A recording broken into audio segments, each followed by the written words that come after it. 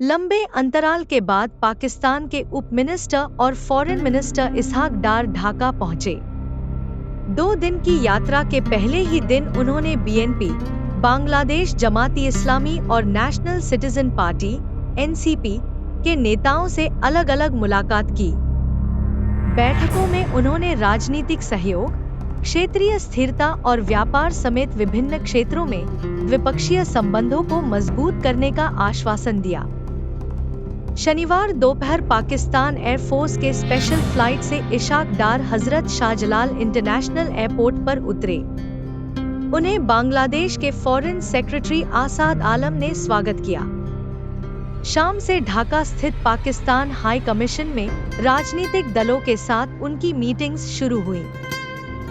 पहली मीटिंग में बीएनपी के सेक्रेटरी जनरल मिर्जा फखरुल इस्लाम आलमगीर की अगुवाई में एक प्रतिनिधिमंडल शामिल हुआ। बीएनपी की सेंट्रल ऑर्गेनाइजिंग सेक्रेटरी शामा ओबैद ने बताया कि बिजनेस ट्रेड पर जोर देकर रिश्तों को आगे कैसे बढ़ाया जाए, इस पर चर्चा हुई।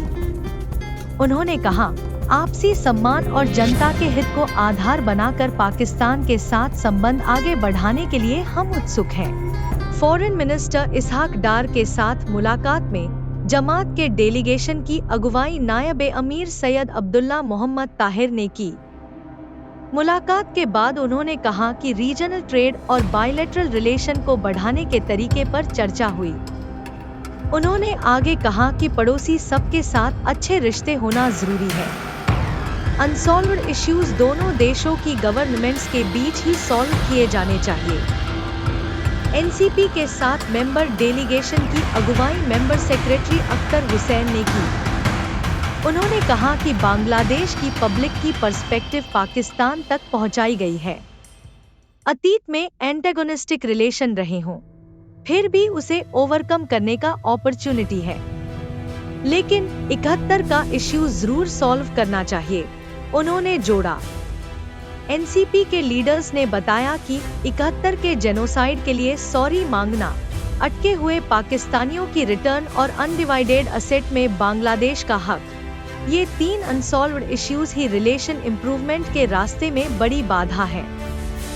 एनसीपी के चीफ कोऑर्डिनेटर नासिरुद्दीन पाटवाड़ी ने कहा, हमने उन्हें बताया कि 71 का इश्यू जल्दी सॉल्व होना चाहिए। उन्होंने कहा कि वे रेडी हैं। पाकिस्तान के फॉरेन मिनिस्ट्री ने भी एक स्टेटमेंट में बताया कि इसहाक डार ने बांग्लादेश पाकिस्तान रिलेशनशिप को इम्प्रूव करने में यंग जनरेशन की भूमिका पर जोर दिया है। राजनीतिक मीटिंग्स के बाद इसहाक डार हाई कमिश्नर मोहम्मद इकबाल खान के रेजिडेंस में आयोजित डिनर में शामिल हुए। रविवार की सुबह वे ट्रेड एडवाइजर शेख बशीरुद्दीन के साथ ब्रेकफास्ट मीटिंग करेंगे। इसके बाद फॉरेन एडवाइजर मोतौहीद हुसैन के साथ वन-ऑन-वन मीटिंग और प्रतिनिधि स्तर की डिस्कशन में हिस्सा लेंगे। उसी दिन दोनों देशों के बीच 6 एग्रीमेंट्स और मेमोरेंडम ऑफ अंडरस्टैंडिंग साइन होने वाले हैं।